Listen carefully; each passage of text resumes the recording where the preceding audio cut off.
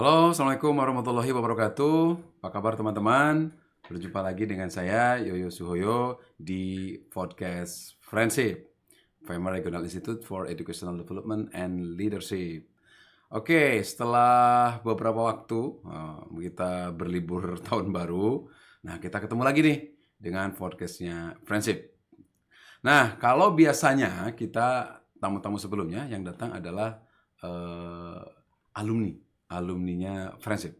Nah, maka hari ini kita mengundang tamu yang berbeda, yaitu fellow. Yang sekarang hari ini kita ketemu dengan fellownya Friendship. Kita perkenalkan Dr. Ide Pustaka. Oke. Apa kabar Pak Ide? Assalamualaikum. Waalaikumsalam warahmatullahi Baik, wabarakatuh. alhamdulillah Dokter Yoyo. Oke. Dan saya juga mau selamat. Ini Pak Ide baru istrinya sih yang melahirkan ya. Saya yang melahirkan. Oh, membantu melahirkan. Jadi Pak Ide baru punya putri baru. Jadi beliau yang melengkapi yang keempat ya Pak Ide. Oke, Alhamdulillah. selamat Pak Ide. Terima kasih Oke. Dokter Yoyo. Sehat-sehat ya Pak Ide. Alhamdulillah sehat. Oke. Ibunya juga sehat. Sehat alhamdulillah. Oke, jadi teman-teman nanti Pak Ida akan memperkenalkan diri siapa Pak Ida itu. Cuma mungkin saya mengawali bahwa Pak Ida adalah fellownya Friendship dan beliau masuk tahun lalu ya Pak Ida? Tahun lalu 2023. 2023, jadi sudah mau setahun ini beliau jadi fellows. Nah, kita menggali nih gimana sih pengalaman-pengalaman dia menjadi fellownya Friendship itu. Dan perlu teman-teman ketahui juga bahwa Pak Ide ini juga sekarang statusnya adalah mahasiswa S3. Nah, dulu di episode pertama bersama Mbak Silvi, kita menanyakan tuh, karena Mbak Silvi itu juga mengikuti fellow sambil menyelesaikan S3-nya. Yang kebetulan S3-nya di bidang pendidikan kedokteran juga. Nah, Pak Ide juga sama, beliau sedang menyelesaikan S3 di bidang pendidikan kedokteran. Ya, walaupun beliau adalah seorang dokter spesialis objek gitu. Nah, untuk mengenal lebih lanjut nanti jadi saya memperkenalkan. Oke, kita langsung aja Pak Ide memperkenalkan ini. Siapa itu Pak Ide? Sekarang bekerja di mana? Silakan Pak. Baik, terima kasih Dokter Yoyo atas waktu dan kesempatannya. Jadi hari ini diundang di podcastnya Friendship ini suatu kehormatan tersendiri buat saya Dokter Yoyo. Jadi untuk perkenalan ya, nama saya sebenarnya cukup unik ya, dibilang orang Ide Pustaka Setiawan, panggilnya Ide, ada yang manggil Pustaka, tapi banyak yang manggilnya Ide begitu ya. Kalau dari status sebenarnya saya ini dari dosen FK KMK UGM, Dr. Yoyo, itu sejak tahun 2007. Ya, pada saat itu kebetulan juga langsung ditempatkan di Departemen Pendidikan Kedokteran. Pada saat itu belum ada nama biotiknya ya, DPK gitu ya, Departemen atau dulu malah bagian ya, bagian bagian Pendidikan Kedokteran, yang sekarang berubah menjadi DPKB, Departemen Pendidikan Kedokteran dan Bioetika. Nah, dari awal saya meniti karir ini ya sebagai dosen, juga istilahnya sehari-hari melakukan kegiatan-kegiatan sebagai dosen, tridharma dan sebagainya begitu ya, Dr. Yoyo ya.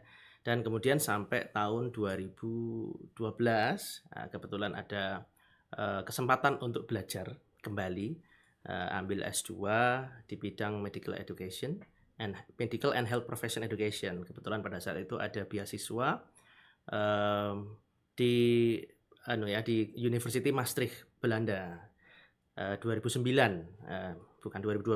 2012 itu selesainya, 2009 sampai 2012. Kemudian setelah selesai berkarya kembali sebagai dosen dan baru ambil sebagai pendidikan spesialis itu tahun 2014 hingga 2018 sebagai menyelesaikan studi spesialis obstetri ginekologi di FK KMK UGM. Kemudian tahun 2020 diberi kesempatan lagi untuk melanjutkan studi lagi Dr. Yoyo di bidang pendidikan kedokteran lagi di FK KMK UGM tahun 2020 hingga sekarang, dan sekarang memasuki semester 7 tahun keempat Dr. Yoyo. Singkatnya seperti itu. Jadi kalau dari perjalanan sekolahnya seperti itu. Kalau aktiviti sehari-hari ya sebagai dosen, sebagai dokter spesialis, tentu ngajarnya juga nggak cuman sebagai dosen, tentu di FKKMK UGM dan di beberapa kesempatan webinar, seminar dan sebagainya, Dr. Yo. Kira-kira seperti itu. Oke. Itu kalau diceritakan singkat, menjalaninya panjang gitu ya. Ya, Iya. jadi ini teman-teman nih. Jadi seperti yang ceritakan Pak Ide, jadi Pak Ide dokter, kemudian S2 ilmu pendidikan di Maastricht University di Nederland, di Belanda, kemudian lanjut PPDS, dan sekarang beliau sedang menyelesaikan S3 juga sama di bidang ilmu pendidikan kedokteran gitu ya. Nah, kita bahas, kita selidik tuh, nggak capek ya sekolah-sekolah terus gitu. Nah, kita tanya-tanya ya kepada Pak Ide. Oke Pak Ide, seperti biasa di di podcastnya Friendship, kita selalu nanya, ya kita tahu ya karena Pak Ide dosennya di DPK dan kita Friendship ini kan memang di DPK mungkin banyak yang berpikir ya otomatis lah Pak Ide harus ikut Friendship gitu. Tapi mungkin yang menarik adalah kalau kan Pak Ide itu sekarang S3, tapi kemudian Pak Ide memilih ikut ini juga fellow juga di bidang Friendship. Kalau kemarin kita sudah nanya Mbak Sylvie ya, nah sekarang kita nanya Pak Ide. Pak Ide gimana tuh rasanya sambil S3, tapi Pak Ide juga apply kemudian ikut Friendship fellow. Ya. Itu gimana tuh? Bisa diceritakan? Ya, terima kasih Dr. Yo. Sebenarnya saya mau ikut yang fellow famer itu kan sudah ditawarin sudah sejak lama begitu ya. Namun belum berkesempatan karena kebetulan juga waktu pada saat pendidikan PPDS pada saat itu sudah juga ada kesempatan begitu ya. Kemudian ya belum pas begitu waktunya. Terus kemudian setelah selesai PPDS, kemudian saya ambil S3, itu juga ada penawaran kembali begitu Dr. Yo. Terus kemudian di penawaran tersebut bisa memilih ya, artinya mau memilih yang famer atau yang friendship ya. Nah, kalau yang famer itu kan memang kalau yang saya tahu sekarang juga sudah tidak di pusat ya, sepertinya daring ya sejak pandemi ya. Nah, namun nampaknya kalau saya paskan dengan aktivitas sehari-hari sebagai klinisi juga, itu nggak pas, nggak cocok karena waktunya malam gitu, Dr. Yoyo. Terus kalau yang friendship ini waktunya pagi, jadi pas saya bisa ya waktunya sesuai dengan aktivitas saya sehari-hari sehingga ya bisa ikut itu. Nah, kaitannya dengan S3 dan kemudian ikut fellow, apakah kemudian itu menambah beban begitu ya? Kalau dibilang menambah beban ya tentu karena ini ya istilahnya memang ada tugas-tugas baru begitu. Namun malah justru itu ada banyak yang beririsan, Dr. Yoyo. Jadi banyak yang beririsan. Jadi saya sebagai mahasiswa S3 itu juga mempunyai proyek untuk disertasi. Nah, bagian dari proyek tersebut ini ternyata bisa saya jadikan proyek friendship. Jadi sekali jalan begitu Dr. ya. Sekali jalan, saya tidak perlu ya dibilang istilahnya tadi kembali ke tadi apakah kemudian nambah beban? Ya oke, cuman banyak irisannya justru. Malah setelah saya refleksi kok kebetulan memang pas yang memang mau sedang ambil S3 atau bahkan mungkin ambil S2 dan ternyata kok kemudian ada famer atau friendship fellow ini ikut gitu ya, proyeknya boleh sama gitu ya, boleh sama dan ada keunggulannya kita menjadi banyak asupan feedback dari beberapa advisor ya. Jadi kayak misalnya saya di S3 saya mempunyai promotor, co-promotor, selalu berkomunikasi mendapatkan feedback begitu ya. Kemudian di friendship sendiri itu ada project advisor yang dimana itu juga mematangkan proposal atau disertasi kami. Jadi yang mengawasi atau memberikan feedback itu malah lebih banyak orang ya dan saya kira ketika ada feedback itu malah ada positive point ya, positive point buat kita khususnya buat pematangan proyek kita. Ternyata di satu sisi menurut pembimbing ini ada yang sudah sempurna tapi menurut yang lain masih ada yang bisa diimprove gitu. Nah, ada positive point-nya. Jadi menurut saya kok malah pas ya. Jadi bukan bukan terus jadi beban tersendiri, bukan, Ya. malah akhirnya karena banyak irisan itu dan sekali jalan Dokter Ya. Yoyo. Jadi sekali waktu saya mengikuti sekolah S3 dan sekaligus juga mengerjakan proyek FAMR atau friendship itu sendiri. Oke. Itu Pak Ida tadi ngasih udah banyak tips tuh buat teman-teman yang sedang sekolah, baik S2 atau S3, kalau mau ikut friendship. Tapi mungkin saya beberapa klarifikasi. Jadi tadi Pak Ida menyebut ada friendship, ada FAMR. Mungkin kalau teman-teman yang baru lihat podcast ini, tanpa lihat podcast-podcast sebelumnya, jadi di Amerika itu ada namanya Foundation for International Medical Education and Research, gitu. FAMR, Foundation for Advances of International Medical Education and Research, FAMR singkatannya. Nah, itu sekretariatannya di Philadelphia. Nah, mereka sejak tahun 2000-an awal mereka membuat yang disebut dengan FAMR Institute. Itu cikal bakal pembuatan fellowship, ya. Nah, yang kemudian FAMR ini menawarkan begitu kepada para alumninya, kalau di satu negara itu sudah lebih dari 4 orang, maka dia bisa membuat cabangnya gitu. Nah, termasuk di Indonesia gitu. Kita saat itu ada 4 orang dari UGM, ada Prof. Gandes, Prof. Titi, Prof. Mora, dan saya. Akhirnya kita membuatlah FAMR, Regional Institute of Indonesia. Ya, kemudian kita jadi berilah friendship ini. Nah, dengan adanya friendship, maka teman-teman yang di Indonesia, ya, walaupun atau mungkin teman-teman yang punya kenalan di Asia Tenggara dan sebagainya, itu bisa mengikuti FAMR Fellow ini, FAMR Institute ini di 2 tempat. Satu tadi yang disebutkan Pak Ide di FAMR, tetap ada di Philadelphia, teman. Betul, sekarang mereka mayoritas adalah online. Nah, kemudian atau di friendship. Nah, salah satu alasan kenapa kami pengen membawa FAMR Regional Institute di Indonesia, agar kalau teman-teman ke pusat kan saingannya seluruh dunia. Nah, kalau di sini kan mungkin teman-teman di Indonesia dan di Asia Tenggara khususnya bisa langsung ke sini. Karena di Asia kebetulan ada beberapa. Di India ada 4 cabangnya, ada Regional Institute 4 di India, di Cina ada 2. Nah, di Asia Tenggara baru kita di Indonesia. Nah, jadi teman-teman tidak perlu ke Amerika, tidak perlu ikut yang online di Amerika, teman-teman ikut yang friendship bisa. Nah, Pak Ide memilih di friendship gitu, gabung dengan kita. Nah, di kita yang ikut FAMR yang di Philadelphia ada beberapa gitu ya.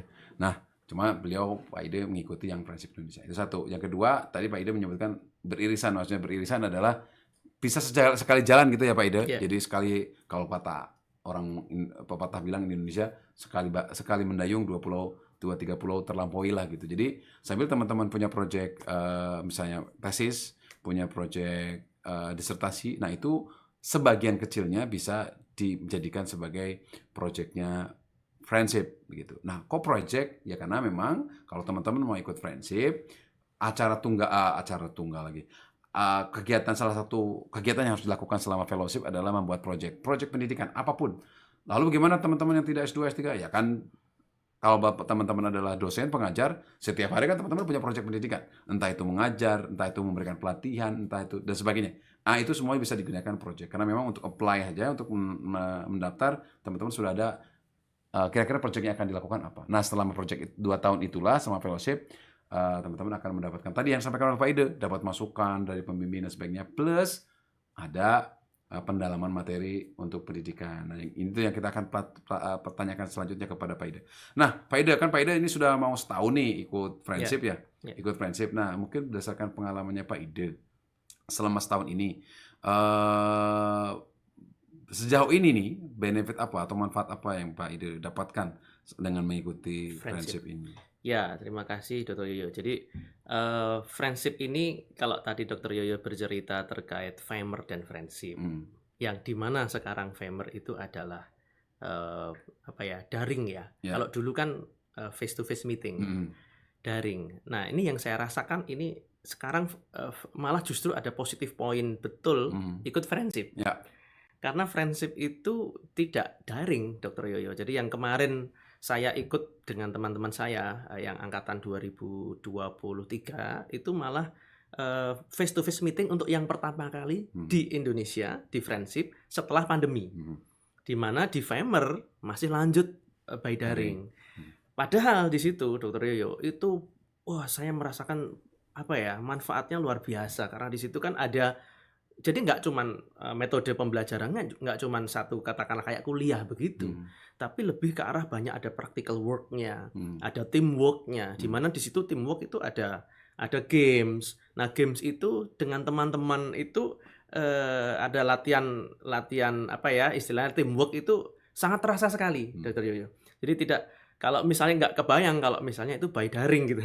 By daring ya mungkin nggak sedapet ya pelajarannya itu kalau misalnya kita langsung face to face meeting ya. Itu yang saya rasakan dan pada saat itu kebetulan sekitar 1 minggu lebih ya, artinya mungkin 10 harian ya Dr. Yo ya untuk first ini dan itu banyak sekali latihan-latihan, terus kemudian nggak cuman sekedar ini ya, tadi ya saya singgung ya, nggak cuman sekedar penyampaian materi dari teacher-nya, tapi lebih ke arah diskusi, terus kemudian ada ya tadi ada praktikum, ada macam-macam lah, pokoknya asik lah Dr. Yo. Dan di situ saya sudah pernah katakanlah ambil S2 ya, tadi yang saya ceritakan tadi, S2 Medical and Health Profession Education, itu kayak semacam itu ada refreshing keilmuan dan ada pendalaman ya khususnya dari sisi leadership Dr. Yoyo. Jadi di situ memang di friendship yang saya lihat itu kan dari sisi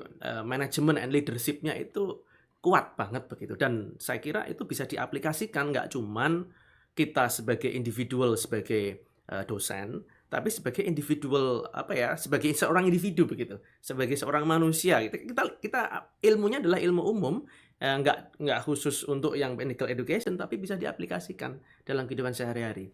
Nah kaitannya dengan S3 tadi Dr. Yoyo jadi kayak manage waktunya untuk kita sebagai leader itu lebih tertata begitu Dr. Yoyo. Jadi kita tahu kira-kira oh saya harus ngapain setelah ini ngapain dan sebagainya itu dengan keilmuan yang ada di friendship itu bisa diaplikasikan. Saya kira begitu Dr. Yoyo. Oke, baik. Jadi pertama mungkin menambahkan sama Pak Ida. Jadi kita di kegiatan di friendship itu double ya Pak Ida. Jadi yang tadi kan kita project friendship itu dilaksanakan dalam 2 tahun. Nah selama 2 tahun itu ada namanya residential program itu yang ketemu langsung tatap muka langsung dan itu pembicaranya ada dari kita saat ini masih ada dari US ada Ray Wales besok juga bulan Mei teman-teman yang akan daftar ikut Mei akan datang juga insya Allah. Kemudian juga ada namanya Global Faculty jadi itu dari pengajar-pengajar FEMER dari internasional ya. Dulu kita pernah dari Afrika Selatan, ada dari India gitu dan sebagainya. Nah, itu memang ikut mengajar di PPR. Itu untuk yang kalau tadi Pak Ida cerita tahun lalu memang tahun pertama sekitar 10 harian ya Pak Ida. Ya, 10 nah, harian. Untuk yang tahun ini lebih singkat lagi. Jadi tahun pertama 1 minggu teman-teman. Jadi ya 8 hari lah. Ya mulai Senin berakhir di hari Minggu. Gitu di 8 hari. Karena kita memang mencoba memadatkan supaya teman-teman yang terutama yang banyak aktifnya kegiatan seminggu gitu cukup di sini. Nanti tahun keduanya sekitar 5 hari. Gitu. Nah setelah itu sisanya luring tapi ya daring. Tapi daring itu, nah ini mungkin Pak Ida banyak yang ditanyakan. Sebenarnya karena banyak ini kira-kira sibuk nggak ya? Saya sudah ini segala macam, nanti tambah beban lagi gitu. Nah tadi Pak Ida sebenarnya sudah ngasih clue bahwa sebenarnya tidak sepadat itu kegiatannya. Mungkin Pak Ida bisa nggak diceritakan kalau daringnya itu sesibuk apa? Kemudian kalau luringnya udah jelas ya tadi ya. Kalau pas Pak Ida memang sekitar 10 hari. Nah kalau besok yang Mei itu sekitar 8 hari. Mungkin Pak Ida bisa ceritakan. Kalau yang 8 hari memang full. Tapi kalau yang daringnya seperti apa Pak Ida? Ya, daring itu sebenarnya memang nggak berat. Kalau yang saya rasakan Dr. ya. Karena daringnya itu kita kayak ada semacam tugas namanya MLWeb ya. MLWeb itu singkatan dari Mentoring and Learning. Di mana itu by daring. Nah, jadi tugas ini adalah tugas untuk membuat semacam apa ya istilahnya suatu proyek pembelajaran begitu. Online learning ya. Online learning ya. Jadi grupnya itu terdiri dari grup yang year 1 dan year 2 untuk membuat satu online learning untuk kita tawarkan kepada siapa ya? Kepada teman-teman yang lain, peserta friendship baik year 1 maupun year 2. Nah, enaknya lagi cikal bakal dari desain pembelajaran kita itu sebenarnya sudah ada mulai dibentuk itu pada saat face to face meeting. Jadi face to face meeting itu kita sudah merancang, sudah mendapatkan feedback dari project advisor, dari MLWeb advisor begitu ya. Terus kemudian perlu dimatangkan itu nanti pada saat apa ya, kayak semacam uji coba, membuat mungkin bisa pakai, apa ya namanya ya, learning management system gitu ya, yang dipakai, terus kita masukin, apa namanya, rencana pembelajaran itu untuk online learning, baru kemudian kita sebagai, penyelenggara online learning tersebut. Kita bagi tugas, ada bagi tugasnya antara year 1 ngapain, nanti siapa yang memimpin diskusi, siapa yang, memimpin untuk, apa namanya, learning kan itu dibagi ada beberapa learning objektif ya. Ya. Nanti learning objektif 1 siapa yang memimpin, learning objektif 2 siapa yang memimpin dan sebagainya. Ya. Dan ML Web ini durasinya hanya sekitar 2 minggu. 2 minggu. Jadi kita mempersiapkan ML Web 2 minggu. Setelah itu ngapain? Setelah itu karena kita, sebagai, apa ya, istilahnya yang menyelenggarakan ML Web, di mana tanggung jawab penyelenggaraan ML Web itu juga ada di grup-grup lain. Setelah itu kita mengikuti ML Web grup lain. Jadi gantian begitu selama Jadi 2 peserta minggu ya? sebagai peserta ngapain, kita belajar, dan topiknya saya kira menarik ya. Topiknya itu tuh sudah dapat, apa ya, dapat advice dari pada saat face to face meeting itu topiknya apa saja begitu, dan kita benar-benar bisa dapat sesuatu begitu dari ML Web. Jadi bukan lagi di sini teacher, atau project advisor atau projectnya apa ya, yang memberikan materi, tapi teman-teman sendiri. Jadi teman-teman sendiri saling belajar, saling mencoba untuk apa namanya, me-manage sebuah, rencana pembelajaran secara bersama-sama. Itu ML Web, Dr. Yoyo. Terus yang kedua adalah project, ya, pengerjaan project itu sendiri. Nah, pengerjaan project ini tadi saya sudah, singgung bahwa project saya ini ya adalah bagian dari S3 saya. Jadi sembari saya, mengerjakan project S3 dan project friendship saya juga akhirnya juga selesai begitu, Dr. Yoyo. Dan saya kira kalau misalnya itu sudah merupakan bagian dari satu project dan enak sekali jalan, Dr. Yoyo. Jadi tidak harus menjadi beban tersendiri begitu ya. Jadi, jadi satu apa namanya, satu kesatuan, selesai ya selesai. Kayak kemarin alhamdulillah saya yang project S3-nya sudah selesai di semester sebelum tahun baru ini selesai, ya project friendship saya sudah selesai berarti Dr. Yoyo, tinggal presentasi berarti. Oke. Gitu aja teman-teman. Jadi dapat kita simpulkan nih ceritanya tadi. Jadi friendship itu kegiatannya ada residensial program tadi yang bertemu ya Pak Ide kemarin 10 hari ya. Kemudian kalau kita tahun ini 8 hari. Setelah itu dilanjutkan dengan online. Online-nya apa? Tadi ada yang apa yang tidak luringnya apa? Ada 2. 1, teman-teman ada namanya ML Web. ML Web itu teman-teman punya 2 peran. 1, teman-teman belajar menyelenggarakan online learning gitu ya Pak Ide. Ya. Jadi teman-teman yang bertanggung jawab untuk menyelenggarakan online. Yang kedua, teman-teman jadi partisipan, jadi ikut serta dalam ML Web-nya atau online learning yang diselenggarakan oleh teman-teman yang lain. Hanya itu aja, sisanya jadi apa? Baca. Gitu aja. Jadi menghabiskan waktu nggak sih Pak Ide? Enggak sih, sambil jalan. Sambil jalan gitu, karena nggak ada yang jalan. Wah, ini menambah ini. Jadi jangan bayangkan fellow ini seperti kemudian master atau Iya. S3 yang teman-teman harus Kuliah, enggak ada Jadi seperti itu. santai gitu. Kemudian yang kedua adalah project. Nah, project itu yang tadi yang teman-teman harus tuliskan bahkan ketika teman-teman daftar. Nah, sekarang mungkin kita ke projectnya Pak Ide. Pak Ide apa projectnya kemarin? Kemarin itu, ini sejalan dengan S3 saya, Dr. Yoyo. Jadi pengembangan virtual reality, khususnya untuk di bidang perdarahan pasca persalinan ya. Oke. Khususnya lagi itu untuk, targetnya bukan untuk mahasiswa, tapi lebih ke arah untuk kaitannya dengan CME ya, Continuing Medical Education atau CPD ya, Continuing Professional Development, CPD gitu ya. Khususnya buat apa? Buat bidan. Nah, banyak khususnya ini Dr. Yoyo.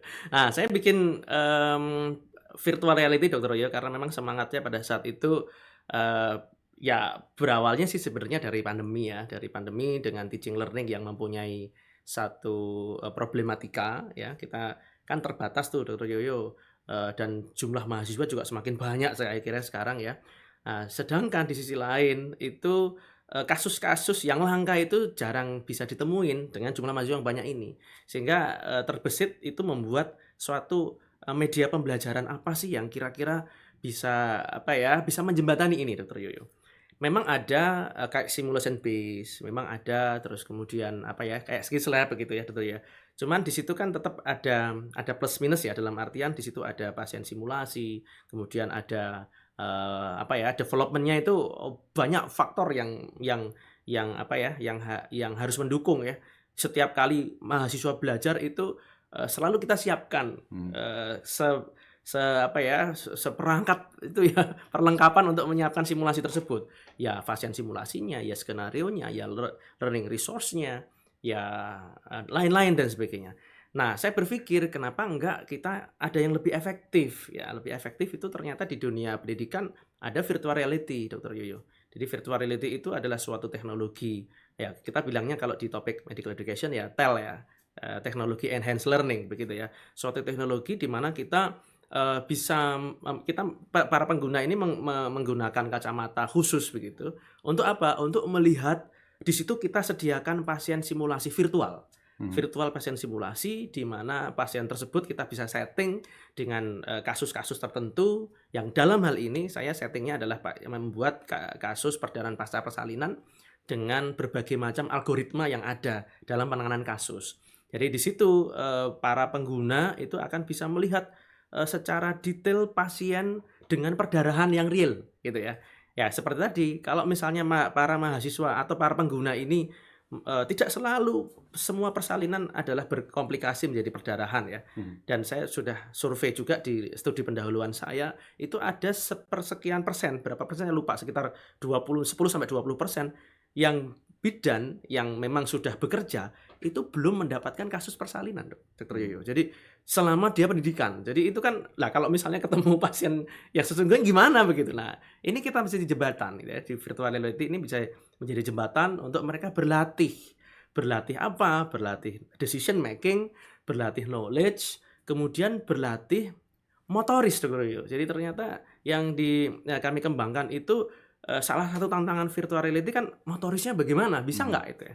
Nah kami bisa di situ dengan motoris kasar itu ternyata bisa dapat ya untuk para pengguna ini untuk berlatih ya. Contoh misalnya pada kasus perdarahan pasca salin ini misalnya ada masase uterus, maka masase rahim itu para pengguna itu bisa melakukan masase betulan, tapi memang masih virtual, Dr. Yoyo. Masih ada teknologi lain yang memang kita bisa kembangkan ke sana. Contoh misalnya ada yang namanya mixed reality, mungkin kita akan sampai ke sana nantinya, yaitu mematchkan atau menggabungkan antara yang virtual dengan yang kondisi yang betul-betul reality. Contoh misalnya manekin, kita gabungkan antara manekin dengan reality seperti itu ya. Nah itu gambarannya seperti itu, Dr. Yo. Jadi kami develop virtual reality, terus kemudian kami tes, kami uji efektivitasnya khususnya dalam teaching and learning.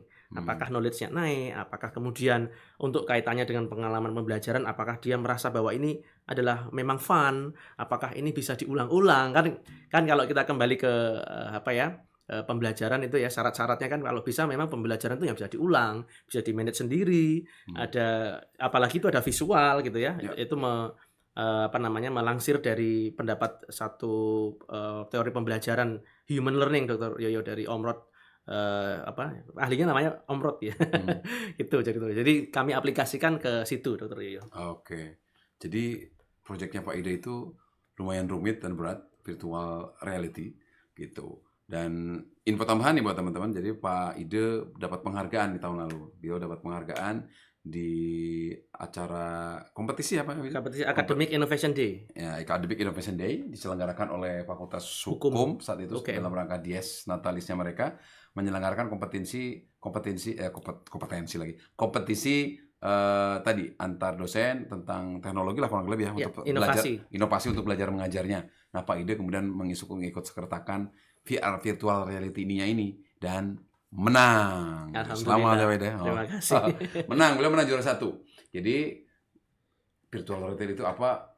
Teman-teman cari lah ya, virtual reality itu yang sekarang baru tuh Apple baru mengeluarkan, kok nyebut merek nggak apa-apa lah ya, mengeluarkan virtual reality, harganya mahal tapi masih mahal, masih di atas 70-an juta gitu. Jadi seolah-olah kita dengan virtual reality itu berada di sebuah situasi ya, situasi yang dibuat tentu saja oleh penciptanya. Nah, Pak Ide itu menciptakan situasi itu dalam bentuk kita seolah-olah sedang berada di ruangan yang sedang membantu orang bersalin ya Pak Ide. Iya.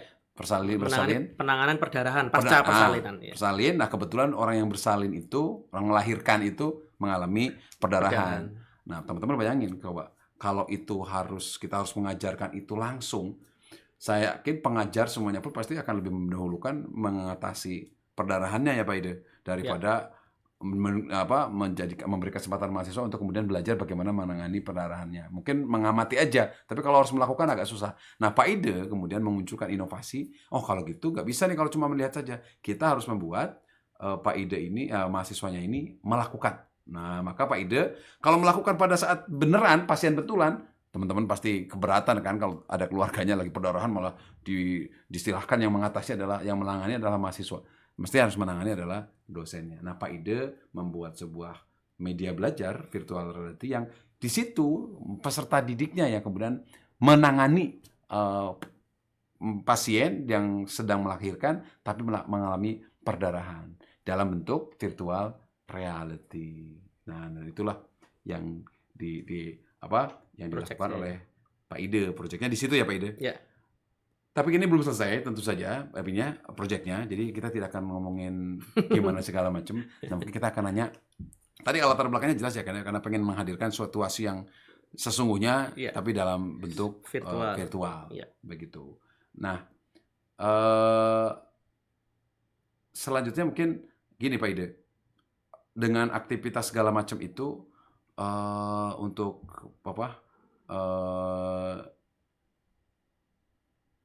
proyeknya Pak Ide nih untuk kedepannya, untuk para depan bagi para teman-teman nih yang pengen ikut friendship begitu. Tipsnya kan tadi pertama ya, kalau teman-teman masih sekolah, teman-teman sedang S2 atau S3, teman-teman jadikan proyeknya teman-teman sebagai proyek friendship. Tapi kalau bagi teman-teman yang bukan, ya apapun lah yang kegiatan sehari-hari digunakan untuk proyeknya friendship. Nah, kalau sarannya Pak Ide nih, ada nggak tipsnya buat teman-teman untuk proyeknya supaya mudah gitu? Ya, kalau secara mudah itu sebenarnya adalah apa yang kita lakukan sehari-hari saja, Dr. Yoyo. Jadi kalau misalnya kita berbicara pendidikan atau inovasi pendidikan kan tentu apa yang kita lakukan kalau kita seorang dosen tentu ada nih problem, ada gap kan di situ. Entah itu katakanlah pada saat kita mengajarnya, entah kita kok ada sesuatu yang nggak efektif ya. Nah, mungkin saya perlu intervensi apa begitu ya. Saya membuat apa itu juga bisa begitu. Atau misalnya katakanlah tentang yang lain, misalnya itu kan tentang teaching and learning. Bagaimana terkait tentang kurikulum, bagaimana misalnya katakanlah mahasiswa ini kok ternyata yang lain misalnya assessment atau yang lain-lain topik di bidang medical education itu sangat luas dan konteksnya saya kira bisa di mana-mana. Contoh misalnya kayak saya mengembangkan virtual reality ini konteksnya adalah untuk kasus kecil di bidang obstetrik ginekologi. Nah, itu bisa juga misalnya katakanlah yang lain konteks ini bisa dibawa ke bidang yang lain juga begitu. Jadi contoh misalnya katakanlah dokter bedah atau dokter anestesi mau bikin virtual reality, why not? Kenapa enggak? Sehingga justru malah kita punya kayak punya sekumpulan ya inovator yang bisa membuat itu menjadi lebih baik ya, lebih banyak variasinya, lebih beragam untuk siapa? Untuk para pengguna, dalam hal ini bisa mahasiswa, bisa para istilahnya tadi yang kalau saya yang sudah pada lulus itu untuk belajar kembali. Jadi sehari-hari Dr. Yoyo dan sehingga tidak memberatkan begitu. Kalau misalnya mau nyari-nyari apa, kalau misalnya masih malam belum ya mungkin bisa konsultasi dulu gitu ya, konsultasi dulu kira-kira bisa nggak project ini saya gunakan gitu.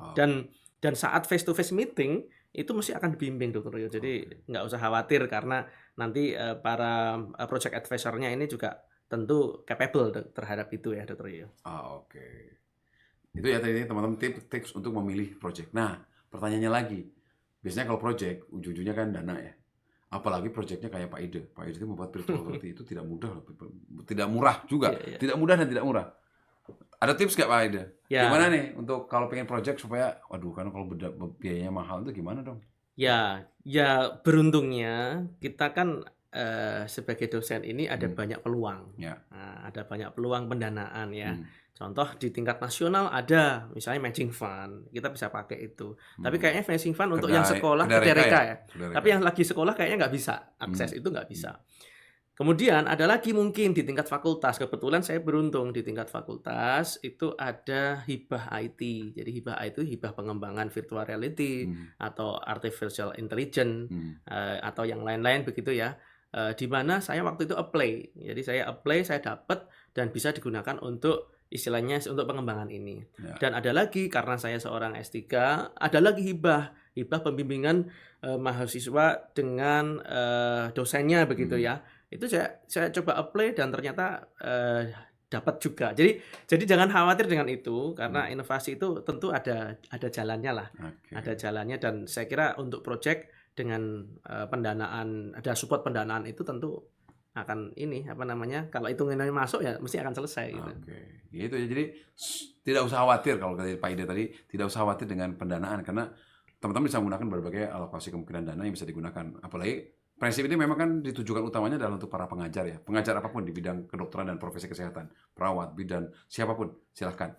Kalau teman-teman pengajar kan pasti ada institusi. Teman-teman bisa banyaklah di institusi yang kegiatan-kegiatan. Kalau tadi yang Pak Ide contohkan adalah ada hibah ini, ada itu. Termasuk dari Kemendikti. Tadi Pak Ide menyebutkan ada Kedereka. Itu juga bisa. Cuma Pak Ide saat itu tidak bisa karena statusnya adalah mahasiswa. Tapi kalau teman-teman mahasiswa S3 ya, bukan mahasiswanya prinsip, karena prinsip kan statusnya adalah fellow. Jadi pasti tentu teman-teman bisa gitu apply untuk sebagai dosen, untuk apply untuk proyek-proyek teman-teman atau hibah-hibah penelitian atau pengabdian. Karena pengabdian masyarakat sekarang juga ada banyak hibahnya ya Pak Ide. Iya, banyak. Bisa untuk digunakan untuk apply untuk membiayai pendanaan proyek ini. Karena emang boleh proyeknya proyek pengabdian masyarakat. Boleh apapun. Selama itu digunakan untuk pengembangan pendidikan mahasiswa, ya, atau pengembangan tenaga kesehatan, tidak masalah, silakan. Gitu. Dulu ada teman-teman saya dari waktu saya ikut FEMER yang di Amerika itu, dia pendidikannya itu pendidikan masyarakat, gitu, atau pendidikan untuk tenaga kesehatan, gitu. Silakan saja, tidak masalah, gitu, ya. Seperti itu. Nah, Pak Ide pendidikannya untuk pendidikan itu. Tadi CPD ya, CPD. Continuing Professional Development. Jadi yang sudah lulus, tapi perlu belajar lagi karena kalau di kesehatan kan teman-teman begitu lulus bukan berarti pembelajarannya selesai tapi harus berlanjut. Oke, Pak Ide, terima kasih banyak. Ini sudah tidak terasa lebih dari 30 menit kita ngobrol ya tentang tips and triknya. Ya, gitu, topiknya hari ini adalah tipsnya adalah tentang tips and tricks tentang bagaimana mengikuti FEMER Friendship Fellow dengan pengalamannya Pak Ide yang kebetulan beliau tadi sedang S3, dosen juga, bahkan di sela-sela kesibukannya ya, sebagai seorang klinisi, sebagai seorang dokter obgyn. Ternyata bisa. Jadi masalah waktu, don't worry lah ya Pak Ide. Tidak usah khawatir dengan waktu, masalah waktu. Ya juga pendanaan dan sebagainya. Ya, penting selama teman-teman menggunakan banyak kesempatan yang ada ya dan tidak terlalu rumit juga. Kecuali memang tadi kalau yang luring, yang residential program, teman-teman tidak ada pilihan lain kecuali memang ya karena berada di Jogja ya, itu memang bisa pagi sampai sore ya. Tapi sisanya hanya 5 hari dalam setahun ya, atau seminggu lah dalam setahun teman-teman meluangkan waktu untuk berkumpul di sini untuk recharge ya. Tadi Pak Ide menarik tuh, ada cerita Pak Ide tadi. Pak Ide itu sudah S2 di pendidikan kedokteran dan profesi kesehatan. Saya saat mengikuti prinsip juga sedang S3 sama seperti Pak Ide, sudah S2 juga. Tapi kita berdua tadi Pak Ide cerita juga banyak insight, banyak hal-hal baru ya Pak Ide, ya, terutama untuk mempraktekkan ilmu-ilmu pendidikan yang sudah dilanjutkan. Jadi teman-teman yang sudah belajar medical education akan mendapatkan sesuatu tambahan yang baru. Apalagi buat teman-teman mungkin yang selama ini belum mengikuti pendidikan formal tentang pendidikan kedokteran atau profesi kesehatan. Nah, di sini teman-teman berarti itu untuk advance, enggak juga, banyak hal baru juga gitu. Jadi tidak usah khawatir. Yang jelas di sini teman-teman tergabung dalam networknya, jejaringnya internasional gitu ya, dan kita full support untuk teman-teman. Jadi tidak usah khawatir. Jadi nggak usah ragu-ragu ya, gabung aja di fellow-nya Friendship gitu ya, atau di Friendship Fellow. Begitu. Terima kasih Pak Ide untuk sharing pengalamannya sebagai fellow-nya Friendship gitu ya. Teman-teman, itu dulu untuk kali ini. Oke, ya. Berikutnya kita akan bicara lagi tentu saja tentang tidak hanya tentang friendship tapi tentang kesehatan, tentang pendidikan dan sebagainya. Ya, sama seperti tadi Pak Ide bercerita tentang virtual reality dan sebagainya. Oke, sampai ketemu di episode podcast Friendship selanjutnya. Tetap jaga kesehatan, sehat-sehat semuanya. Sampai jumpa. Assalamualaikum warahmatullahi wabarakatuh. Waalaikumsalam warahmatullahi wabarakatuh.